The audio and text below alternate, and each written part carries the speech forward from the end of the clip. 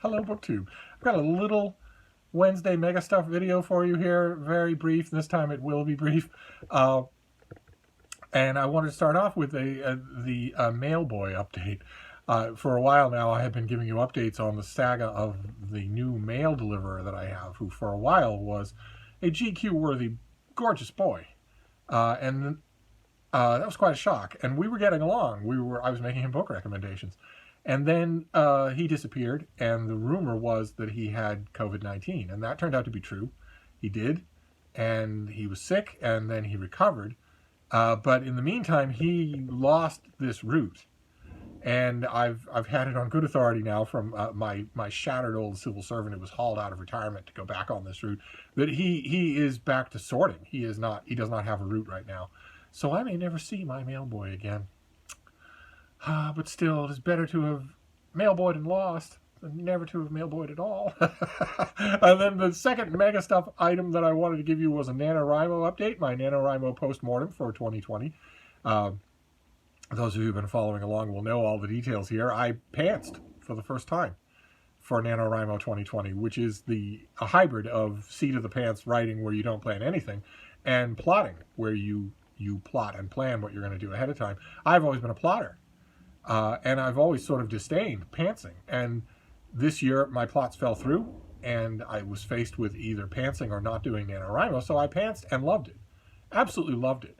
And firmly started to believe that most writers pants whether they have a plot or not. And that there's a lot of joy that can be found in that, in the spontaneous rearrangement of the furniture. Certainly, I found it unbelievably fun. Just unbelievably fun. I had a rather complex November, a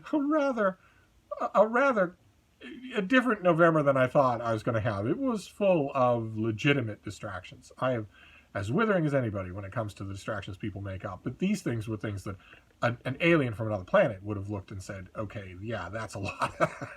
I still managed to win NaNoWriMo in both senses of the term.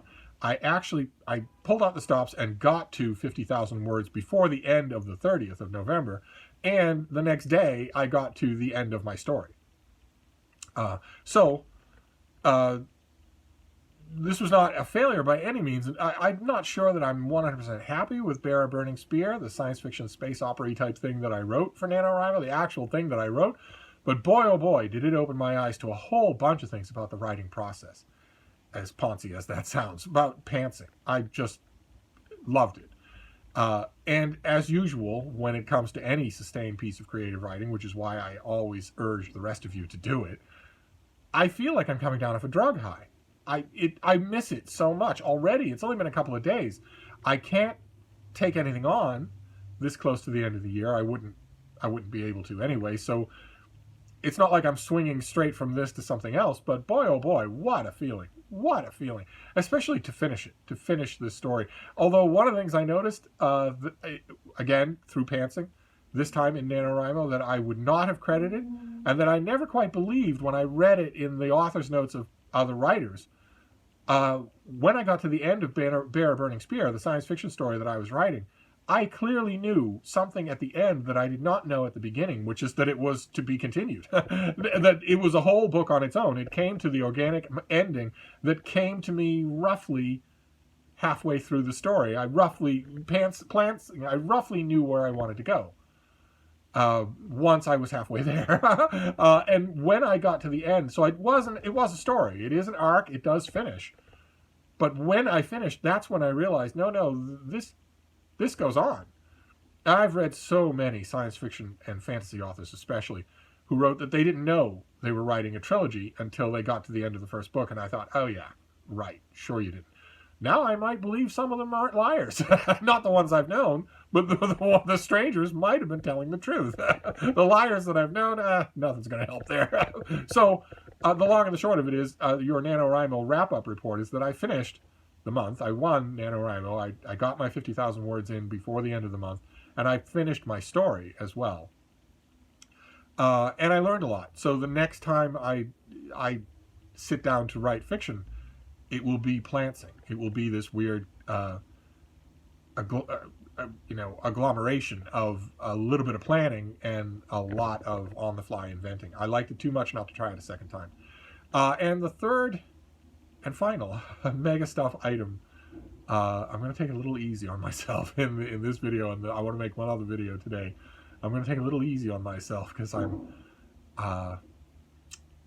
I've been a little overdoing it, and that's not good. So I'm gonna take it easy. Trust me when I tell you, for all the doctors in Boston, there is nothing that quite emphasizes the message of sit down and relax better than when you hear it yelled at you with a German accent. That really brings the message home. So I'm gonna take it easy on myself. But there is one other MegaStuff item here, and you can see it clear as day. I was rearranging the books in this room just a bit, and there's room on a lot of the shelves. It's not just that you've got one shelf up there that you can see that's empty above Wilson the Penguin, but there are others. There's other space on the shelves in this room, so this room is not packed solid at all, and yet every book that I want to be in here is in here. And when I did a little rearranging, I realized that left a whole bookcase empty, and I intend to keep it that way, on the chance that all is well in 2021 and I come back to normal in 2021.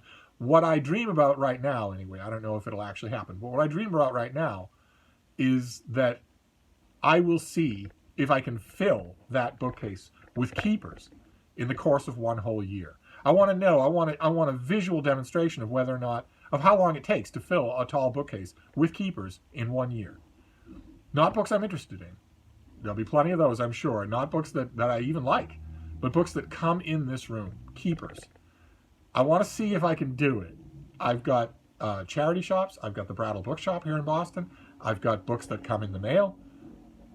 I'm going to see if the combination of those things, maybe in a little online shopping, although I stopped doing that as soon as the pandemic restrictions eased back in the late spring. I imagine pandemic restrictions are going to come back with a vengeance once we get the tsunami of hospitalizations and deaths that the holiday season is going to cause. So I might go right back to online shopping, but for right now, I have avenues for physical books to get to me, and I want to see if I can fill that bookcase with keepers. And I confess, I was partially prompted to this by that big, elaborate Yale University Press selected works of Samuel Johnson that I got in the mail just the other day. And the minute I saw it, I realized that unless it's full of, I don't know, unless it's got the selected works of Samuel Johnson on the dust jacket, but the inside is the latest autobiographical confessions of Martha Stewart, if it's what I think it is, then it is certainly going to be a keeper. It's going to come in here. And that got me thinking, well, okay, that's one book. What if there are others? Used and new. Can they fill that bookcase? So keep your eye on that space. That's what's going to go there, is keepers for the whole of 2021. I want to see, is it one shelf that I'll fill? 2? Will it be half full by the end of the year, or will the whole thing be full? Who knows? I guess it'll depend on how much book shopping I do. But we shall see. That is going to be fairly visible in these videos, so I wanted you to know that. I will fill it from the top down so that you're not taunted with the first few finds. But one of them, if all things go normally, one of them is going to happen in January. That Samuel Johnson book is early January. I will write it up, and then it will come in here. But anyway, that's your MegaStuff for today. Just 3 quick items. I'm going to wrap this up for now, but I will be back.